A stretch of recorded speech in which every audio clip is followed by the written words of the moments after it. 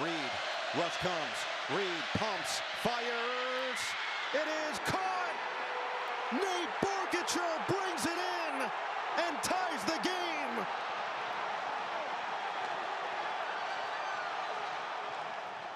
Changed the narrative after that loss last week.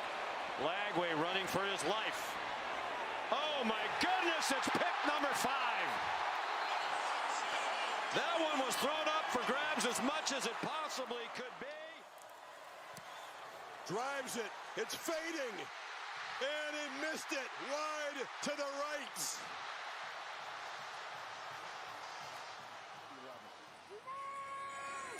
Flea flicker to open up the second half as Simpson then goes underneath the Williams with blockers in front. So a flea flicker screen, and here goes Hollywood. How about that to start the second half? Razzle, dazzle, roll, tie. I want you just to...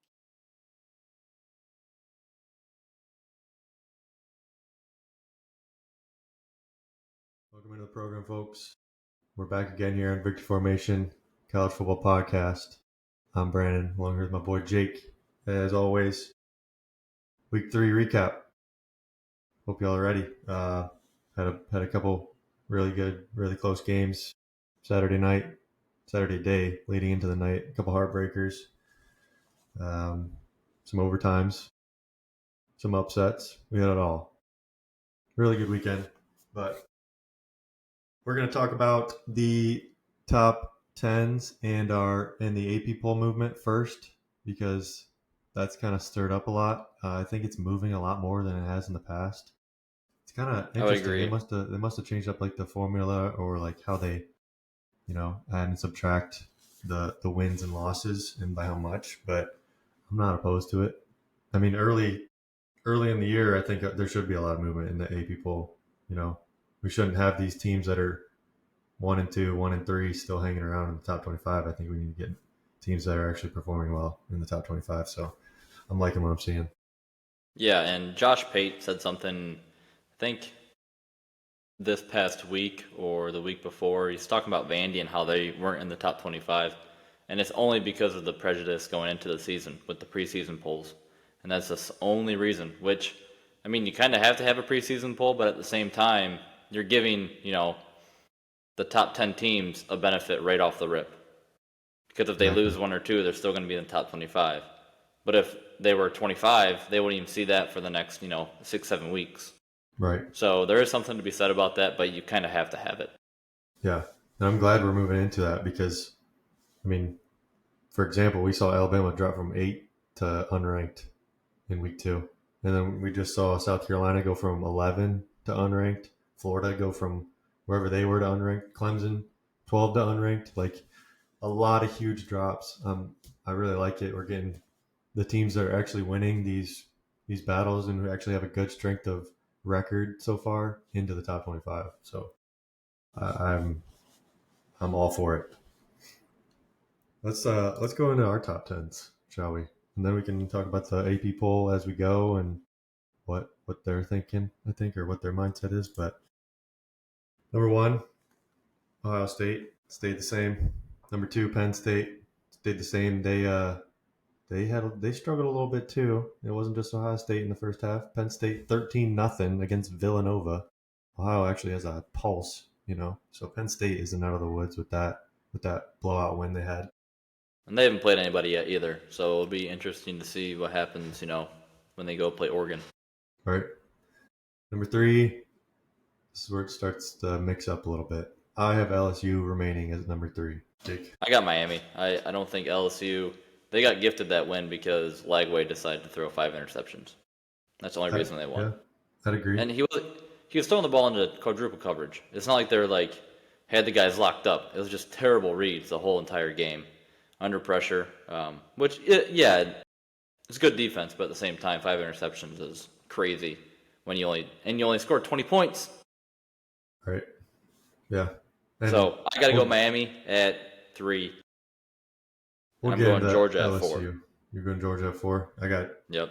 Miami at 4. The only reason I have Miami under LSU, I mean, I'd like to give LSU the benefit of the doubt, but also I kind of see what Jake's seeing with like them being gifted the win.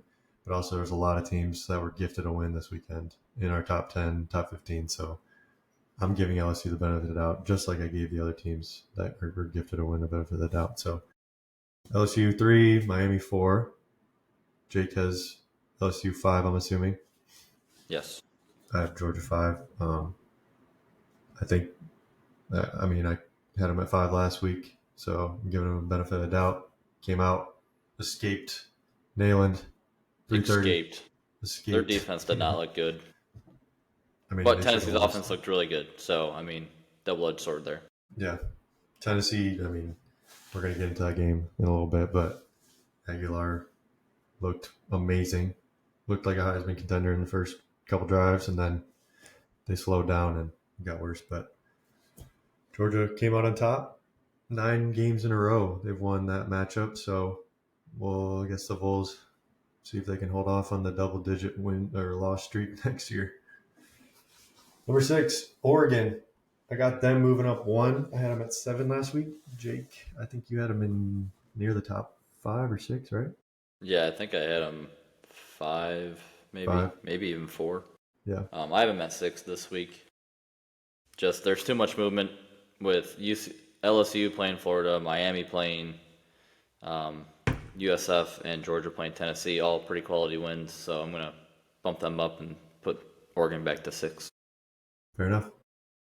Oregon, who did they play? They didn't play anyone hard, did they? Did they even play? That I'm not too sure about. Oh, they played Northwestern, that's right.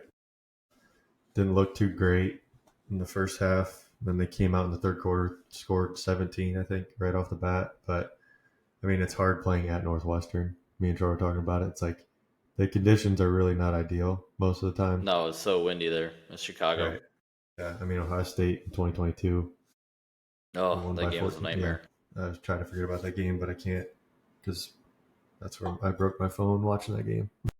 But yeah, not a good day. Who was it that saved us? It was one of our running backs had a pretty good day. I don't know. I think who was it? 2022. Well, that was Sermon year. No, right? It wasn't. Sermon was the year before, I think. I don't know who it was. Anyways, Northwestern isn't an easy place to play, regardless. So I'm giving Oregon the benefit of the doubt. Number 7, I got them dropping 2 spots, is the University of Texas. I'm not giving them a benefit of the doubt. Arch Manning getting booed off the field. Not a good look. I don't know what's happening there.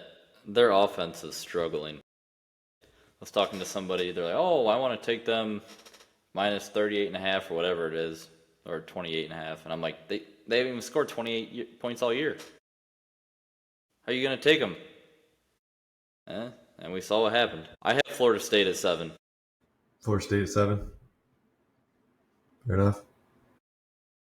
What do you have? You had Florida State and you didn't have Florida State in the top 10 last week. Why'd you have them leave them up so far? Because I don't see anyone else I'm moving Texas all the way to 9, putting Illinois at 8, and A&M after a pretty big win in North Bend at 10. Illinois at 9, and Texas A&M at 10. That's who you got? No. Illinois 8, Texas 9, A&M 10. Oh, Illinois. Okay, that's right. Illinois looks really good right now. Yeah, I have Illinois moving into my top 10. Number 8, up 4 spots. Oklahoma at 9, Texas A&M at 10. I have Oklahoma at 11. Okay. I have 10A and 10B, Florida State, Texas A&M at 10. 10A, 10B. Pretty similar top 11 there. Those are the top 11 teams right now, I believe. Right now. Yeah. Hey, people, let's go over their top 25 real quick. It just came out earlier today. We have, hey, people, they have Florida State 7, Texas 8, Illinois 9, Texas A&M 10, Oklahoma 11. So they have the same top 11, just shuffled a little bit. So I feel like all of us are on the same page top here. 11. Yep. Bama moves up big time after beating the brakes off Wisconsin. They moved up from 19 to 14. Tennessee didn't move at all. They lose, and they stay at 15. Yeah. Which They lost at home, yeah. and they let up 44 points. Drop them a little bit, they should please. have. They should have won though. What the hell is that? Should have. I guess should have. Should have doesn't count. Should have. Could have. You won. give up a 4th and 6 bomb to the corner of the end zone. You should have won the game, but instead, you should have won. We're just going to leave you at 15. No, screw that. If that's the case, you should have left Notre Dame in the top 10 because they should have won too. So I can see why they should have dropped and they didn't. I mean, I'd take Utah over Tennessee on a neutral field right now. And Utah's 16. I mean, I don't know about that, but if you lose, you got to move a little bit. So do you think you just have to? Look at Texas at the beginning of the year. What's the difference? They were on the road. They lost and they dropped. Right. Or what did they drop? 3 spots? I don't like spots? it. Notre Dame dropped all the way to 24. That's just that SEC bias, Jake. Don't you know? I know. That's exactly what it is. Would you take Texas Tech over Tennessee on a neutral? No, probably not. In all honesty, I probably wouldn't take many of the teams on a neutral field that are below Tennessee. Probably wouldn't take many of them, if any, on a neutral field. I feel like that's their That's argument. not my point. So you're saying you believe the AP poll is a ranking, not a power rating? Yes. I mean, always has been. It is a ranking. It's not a rating. So I agree. I think Tennessee should have dropped. Doesn't matter. I wouldn't have taken USF over many of the teams under them when they jumped to 18, unranked to 18. Right. I think I would have taken probably 6 of the 7 teams under them, So it's a ranking. It definitely is. And then they have bias like this where they keep Tennessee as a power rating. Right. I do like to see USC back in the top 25. So it's good to have them, Yeah. somewhat competent. Yeah. Vandy is well deserved at 20. 2 years ago, before Diego Pavia transferred in, they were 2-10. Nobody's. So it's great to see them, and they dominated South Carolina. Yeah, I don't think I don't even think if Sellers was in, they would have won that game. I think game would have been closer. It would definitely would have been closer, but I think Vandy definitely was playing better me football. Too. Dude, their rushing offense is nothing to mess with. No, Pavia is so shifty, and and their running backs are great. Yeah, I like them too. Michigan 21, Auburn 22, Missouri 23. I'd like to see Missouri a little higher because they're playing some really good football right now. Notre Dame 24, barely hangs on. USC 25. All in all, pretty good top 25, I'd say. Nothing crazy besides the Tennessee no movement there. But I'll give them 24 out of 25. Go ahead. No, let's jump into the first game. I think I know where we're going. First game, 12 o'clock. Number 12, previously, Clemson at Georgia Tech. Georgia Tech covers the 2.5. Tech wins 24-21 with a late field goal, breaking the 9-game losing streak for the Yellow Jackets against the Tigers. Upset of the weekend, I'd say. Yeah. Pretty good upset there. It was a fun game to watch, I'll tell you that. Yeah. You had the it was a great field game to storming. Watch. You had the King chants. They were chanting King's name. It was echoing through it downtown Atlanta. I mean, that was awesome game to watch. Awesome ending. So, very enjoyable. Yeah, I don't like to talk about how bad people play unless it's DJ Lagway throwing 5 picks. Or DJ Ugalele. I mean, he's a car salesman now, so it's fine. You like to talk about how bad he was, so you just have a thing against DJs. You just have a thing against DJs, Jake. Just admit it. But Cade Klubnik played bad, and Clemson's rushing offense is bad. Rushing defense. They have a lot of problems. Yeah. And they were supposed to be one of the powerhouses this year. They're supposed to be, this is Clemson rejuvenated. We got our guy. We got our Heisman contender, or Heisman hopeful, I should say. We have this great defensive line and the secondary that's going to complement blah, blah, blah, blah, blah. And now we're 1-2. Yeah. That's what I was saying at the beginning of the year. It's not a video game. You don't just get to bring back all your players and just magically be better. And then we have to start Okay, so Clemson, we're hitting the panic button right now. Like, we're starting to panic. Like me and Troy Oh, talked they're last week. This is panic smashing. You get a group of this talent caliber. You know, they don't hit the portal hard, but they still develop pretty well. I mean, they have NFL yeah. guys who are showing out every week. So you you get a group with a decent amount of talent, probably tier two at worst, tier two talent at worst, and you can't perform. Now we have to start going to the top of the food chain here and asking questions. You Yeah. know, The their offense is part of their problem is, visible. and Dabo's came out and said this already, like, we don't want to use the portal. And they finally started to a little bit. But you got to stay up with the times here. I mean, I understand you'll want your players that you've developed to play because you have the heart with them and all that good stuff. But, damn, you got to win some freaking football games. And if you're not taking advantage of everything you can in college football, you're not going to win as many as you want. The best thing for Clemson is listen to their schedule. Syracuse, North Carolina, Boston College, SMU, Duke.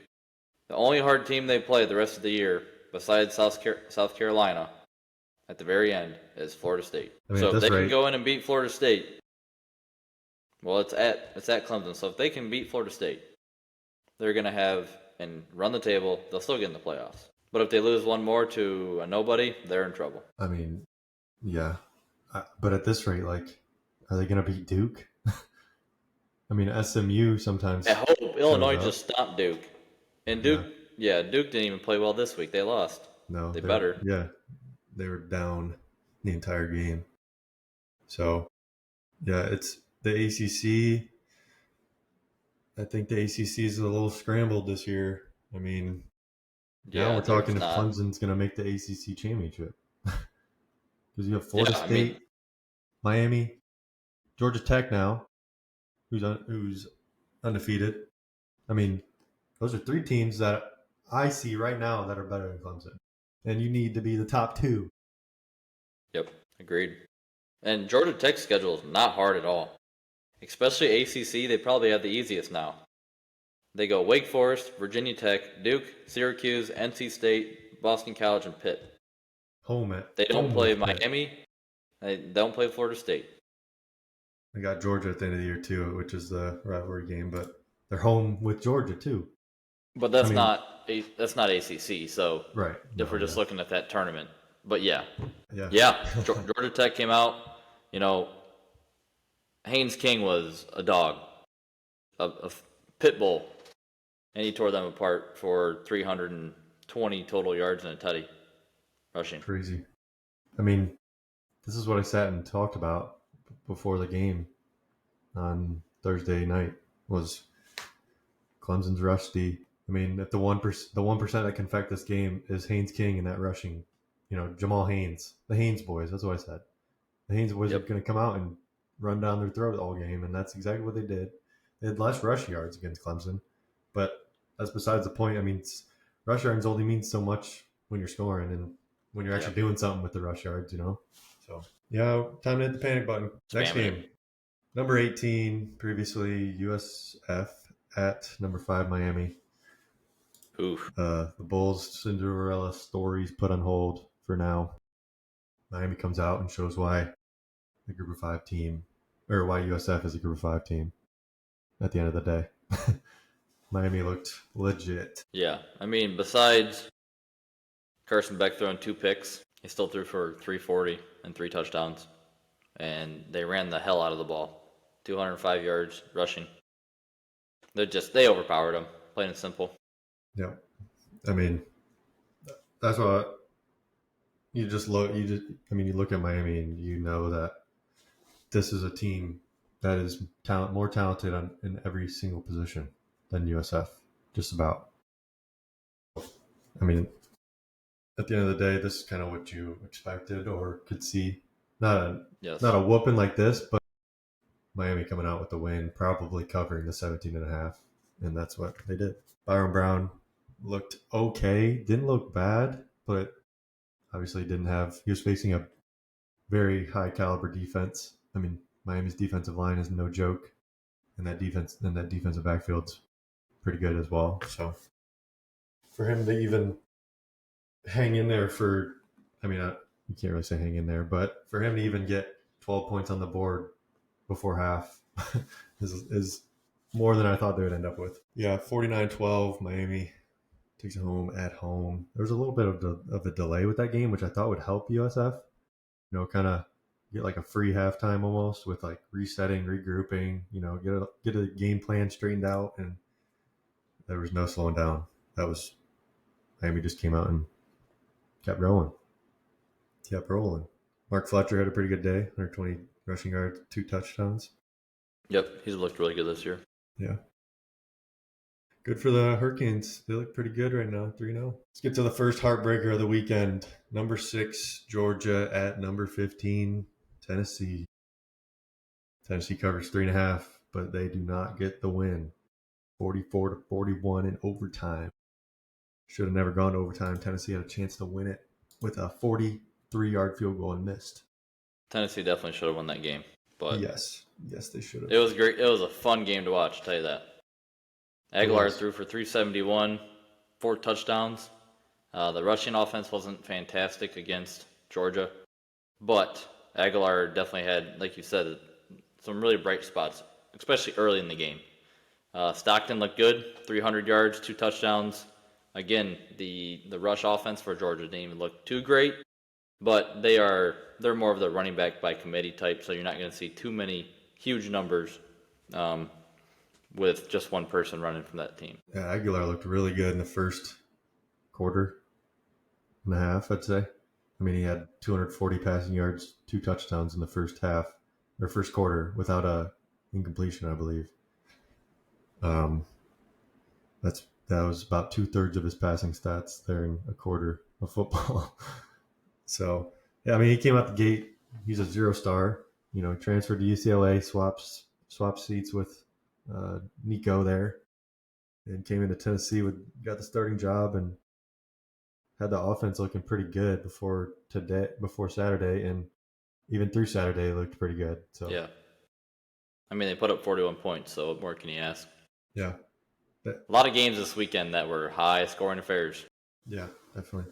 And it's almost like Heupel had a great game plan to start the game, and they just thought they could get into a groove and slow the game down, which is, I have no idea why they did that. Came out of the gate firing, scored it was 21-6 in the first quarter, and then they switched the tempo up to like a strategic play style, and they just fall off. They have no momentum anymore. It's like, why? You could have put up 40 before half. Why slow it down? I don't understand that, but conservative. Yeah. Chris Brazel, Tennessee wide receiver, 6 catches for 177 yards, 3 touchdowns. Crazy. That's 30 yards. Jeez. It's a good day for him. Great day. Gunnar Stockton, let's talk about him for a second. This is a kid that really hasn't came out of a shell before Saturday, I'd say. I mean, he came in for Beck last season, late in the season. I don't know who it was against, but he got the dub. Didn't show too many bright lights. And then he came in Saturday. We talked Thursday how he hasn't came out of shell yet. And then first play he throws like a 25-yard deep ball, and it's a perfect pass. It's like, okay, maybe it's go time. Maybe it's green light time for him. He looked pretty good. So I mean, as Bulldog fans, you're pretty excited, pretty confident in your quarterback the rest of the year, I'd say. Yeah, and he can run too. He's not afraid to hit somebody, so it's kind of fun to watch. Yeah. Good for Smart. Gets it done in Neyland. 9-game win streak for the Dogs. Heartbreaker doesn't stop with Tennessee. Texas A&M beats Notre Dame 41-40. Absolute heartbreaker. I'd be in shambles if I was an Irish fan. Yeah, that poor placeholder. Dude, poor placeholder. They showed him at least 10 times after that. I mean, they literally gave him a neon vest. They're like, wear this for the rest of the game so the cameraman can find you. Yeah. What they did. It's like a humiliation ritual. It was hilarious. I mean, not hilarious. It was kind of sad, but still. It was good to see Jeremiah Love looking like Jeremiah Love again, though. Absolutely. He was fun to watch that game. I mean, we're having a different conversation. I mean, we're not having a different conversation, win or lose, for Jeremiah Love here. The kid looks like one of the best running backs in the country, if not the best. Yeah, 140 total yards, couple touchdowns. I mean, what more do you want? Yeah. Dude, the one where he was running down the sideline and terrible pass by CJ Carr was like 3 yards out in front of him, and he just sticks it. that was gross. Yeah, it was. And I tell you, on the other side of the ball, Marcel Reed is fun to watch. Yeah, he's great. He is phenomenal. He's so shifty. He kind of a little Lamar-esque to him, just how shifty he is and quick, can get up the field. It's hard to bring him down in the backfield. It is. I mean, what do you have, like 350 passing yards? I don't know. 360, 2 touchdowns. Yeah. And then another great. 40 rushing. Yeah. I think Casey Conception might be one of the best additions to a football team in college this year. That kid, he's looked really good there. Yeah. He looks gross. And then Craver's been really good too. Whew. Craver looks, I mean, I didn't even know I knew who he was, but kid just came out of nowhere. He had 15 targets or I don't know how many he had, but it felt like every single throw was to that kid or Casey. It was like one of two options for Reed there. They both looked great. Texas A&M's offense might be a little threat for the SEC. Last game, last shot of the weekend, unranked Florida at number 3 LSU. We heard Jake say this game was given to LSU, and it really was. DJ Lagway had a career worst performance, I'd say. LSU wins 20-10 in the famous Death Valley. I can almost promise you he'll never, ever have a game like that, as bad as that one. I don't think so. Ever again. It's like McCord when we were sitting there doing the podcast last year, and he threw 5 picks before halftime or something. Yeah, and pick 6. I mean, it was almost the same performance. Just abysmal. Just didn't know which color jersey he was wearing. And, I thought he was going to be a little more shifty, a little quicker. He's not that fast when he makes his cuts and tries to break, contain, and get out of the pocket and move. He's not. He's kind of running in slow motion, I feel like. I thought he was almost a dual threat, but the dude's a pretty heavy passer. He's not. Yeah. He has no run game, really. I mean, but to be fair, it doesn't help him when you drop him back 49 times because you only ran the ball for 79 yards. After the 40th time, you look like Joe Flacco. Oh my, don't get me going. They averaged 2.9 yards on the ground, so obviously the LSU defense is pretty solid. But they didn't have their best linebacker. Whit Weeks was out after the first drive because of targeting. Oh, really? I didn't watch a single snap of this game. I was watching the Texas A&M Notre Dame. Yeah, so there's no excuses for Billy Napier and the Florida Gators there. I mean, they should have covered 4.5 for goodness sakes. 5 picks, really? That's what we're gonna do? Right.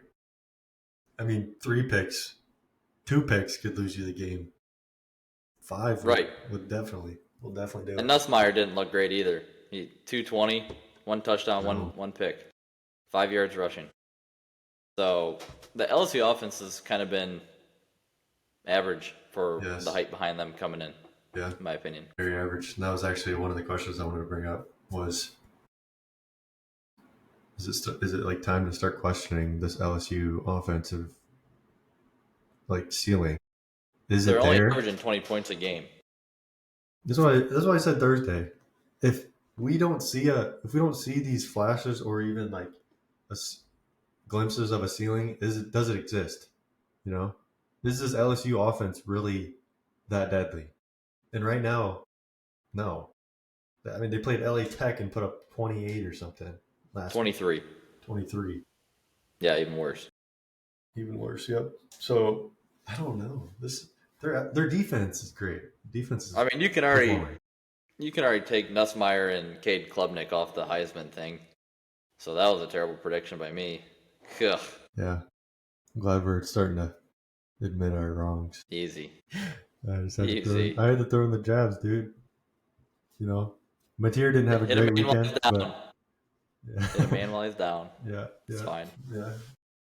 I'm sorry. I mean, can we also talk about how Was Auburn ranked last week? And they go and they play Helen Keller School of the Blind, South Alabama, and they win by 15, and we're going to bump them up into the top 25? I mean, come on. we're 3-0 though. We're 3-0. And? There's not many teams that are 3-0 right now. I don't think there's 25 teams that are 3-0. Tennessee Tech is, and they won 72-14. You think Tennessee Tech has ever been in the top 25? I'm just saying, I think it's SEC bias again going on here. It's starting to eat at me a little bit. Let's tap the brakes. Auburn at Tennessee Tech, or Auburn Tennessee Tech neutral field. Auburn by 70. You're probably right. I mean, North Texas won 59-10 against They did. 2-0 Washington State, and they're not ranked. I mean, and Iowa State wins by 8 against Arkansas State. Oh, we're gonna bump them up too. Yeah. I mean, we kind of had to with some of the losses in the top 10, whatever. But you beat Iowa though. You beat a Big Ten school by 3. The team that can't score. I'd put Iowa State in my top 25. 3-0. And then UCF drops all the way out after having 2 really good wins. Drop all the way out of the top 25 and never be seen again probably the rest of the year. I was just about to say that. I mean, I want to look at I was literally just going to see what their schedule looks like the rest of the year. Probably a bunch of nobodies. It's not a lot. No. South Carolina State, Charlotte, yeah. North Texas. There you go. Florida Atlantic, Memphis, UTSA, Navy, UAB. Yep. Okay. So we'll never UTSA didn't really look too bad against Texas. I mean, Texas just looked really bad. Yeah. Well, was it San Antonio looking good, or was it Texas looking bad? Or both? Both. A mixture. Yeah. I mean, all in all, kind of a good weekend of college football games, I'd say. But also at the same time, a lot of what are we doings? I mean, like Texas, what are we doing? Ohio State, what are we doing? Penn State, what are we doing? Texas, Notre Dame, what are we doing? Tennessee, what, And then on the other side, the wins are escape that one, escape that one, escape that one. The only team that came out and ran the table was Miami against a decent team, I'd say. So LSU, what are we doing? Florida, what are we doing? Yeah. I mean, seeing the upsets, this is what college football is all about, right? We love upsets. We love field stormings. We love close games. We love overtime. But at the same time, we can also be like, what are we doing? I guess that's what I'm trying to say. I do want to touch on Ole Miss, Arkansas. That's one of the games that we didn't really bring up that kind of turned out to be good games. Yeah. Ole Miss, Arkansas was great. That game was a very fun watch. Ole Miss kind of gets a little lucky there at the end. Arkansas is driving the ball. About 1:50 left on the clock, and they fumble the ball. Ole Miss takes over, wins the game.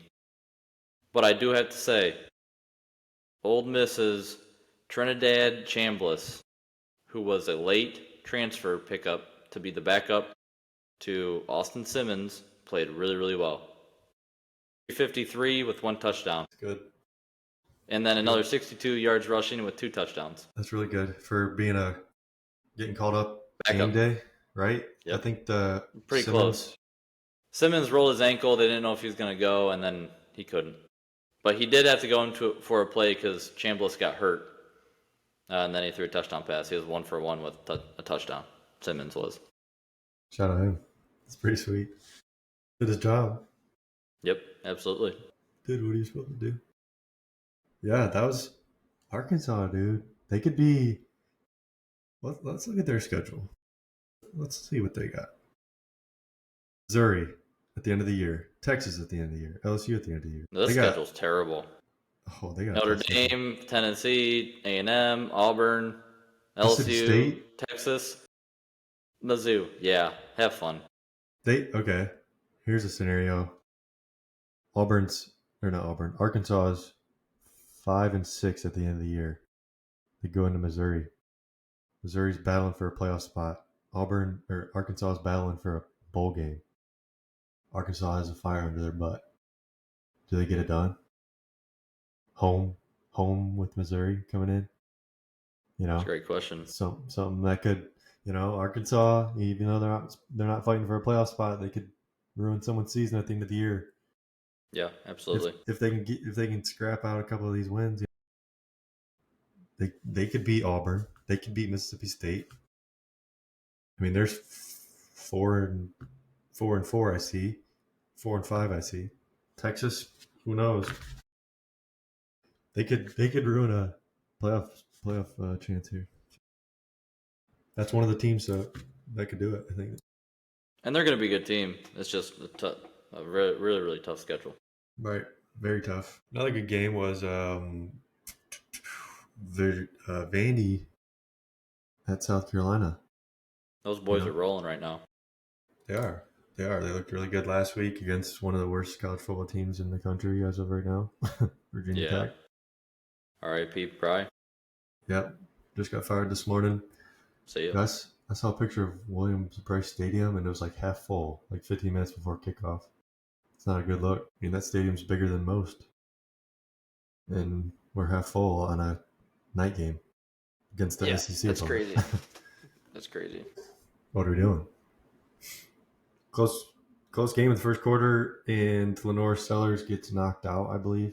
Didn't really look that bad, but it didn't. Must have just been a weird angle that I saw. I don't know if Sellers being in that game would have won them that game. Sure, it might have been closer. It might have connected with Nick Harbor a little more. Face on. Yeah, Nick Harbor looks good right now. What do you have, like 4 catches? 4 catches, 66 yards, but they had that one play when I think it was when Sellers got knocked out, maybe? Something happened, and then they went to review it. But South Carolina already hiked the ball, threw it to Harbor, and he was going to be gone. And Beamer freaked out. I felt bad a little bit, not going to lie. Really? I think it was when Sellers got knocked out. But Did they call targeting on that? Yeah. They did? Okay. I think so. Yeah, they did, because they got 15 yards for it. But on the other side, Vandy, Commodores, marching in top 25 here. Pavia looks pretty good. Good for them.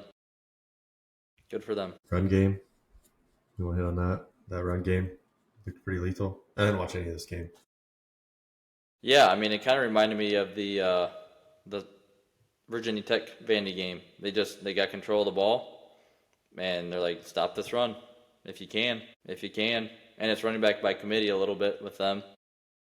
They only ran for 140 yards, but there were big plays. Big plays that helped them take control of this game. Nice. I mean, looking at the box score, they commanded the whole game. They did. They scored a touchdown in every quarter. Held South Carolina to 7. Yeah. Pretty good day for them. Vandy, on the radar. What else we got? Texas Tech. Offense looks pretty good. Alabama, 38-14 over Wisconsin. Oklahoma. Mateer didn't really have a great weekend, but whatever. You can have those. Right. Yeah. He had a good weekend. Not a great one. Threw a pick or two, I think. I think it was just one. Yeah. Nothing much really happened besides those handful of games outside of our games we had for the weekend. USC jumps into the top 25. Oh, West Virginia Pitt. Overtime game. West Virginia upsets Pitt. I think it was an upset. 4.5 spread for Pitt on the road. So I was really thinking Pitt was going to win that game. They looked pretty good last week. But I think that about wraps up our recap. Let's get into the players and coaches in uniform of the week. Coach of the week, Brent Key, Georgia Tech head coach. Kudos to him. Good win there at home. Absolutely. Yeah, I think that one's a no-brainer. Unanimous head coach of the week. Player of the week, Omar Cooper Jr., Indiana wide receiver. 10 receptions, 207 yards, and 4 receiving touchdowns. Yeah. Have a day. Have a day, kid. And our uniform of the week is another baby blue. The national famous baby blue, Ole Miss. Back-to-back. They're so tough. I love those. Baby blue, yeah. So I love tough. those. Baby blue helmets, baby blue jersey with the white pants. Just chef's kiss. It doesn't get better than that. You got a fun fact, Jake? Or what? I do not have a fun fact for tonight. We're gonna get that on the Into the Trenches. Let's do it. Let's do it. I'm going to be out of town all week. I'm going to Kelly's Island for work. So I'm excited. It's gonna be a good week, I think. It's gonna be pretty quick. We got like 4 or 5 guys going up in a little group, and we're working Love like it. 3 12s and a half a day Thursday. Get a Woohoo. 3.5 day weekend. So I'm excited. I'm ready to kind of see what it's about. I haven't been up there yet in a work atmosphere. So excited about that. Excited for that and the weekend. I think we're going to Matt's, right? Yes, we're heading down to Dayton. Go see our good buddy Matt Newberger. Bunch of boys going down, watch some football, have some fun. I love it. Yeah, it'll be a good week, and hopefully a good weekend. Oh, not hopefully. Hopefully it's a good week. It'll be a good weekend. How about that? Yeah, absolutely. I like that better. But hope y'all enjoyed. Catch you Friday morning. Yep. Friday morning. Peace.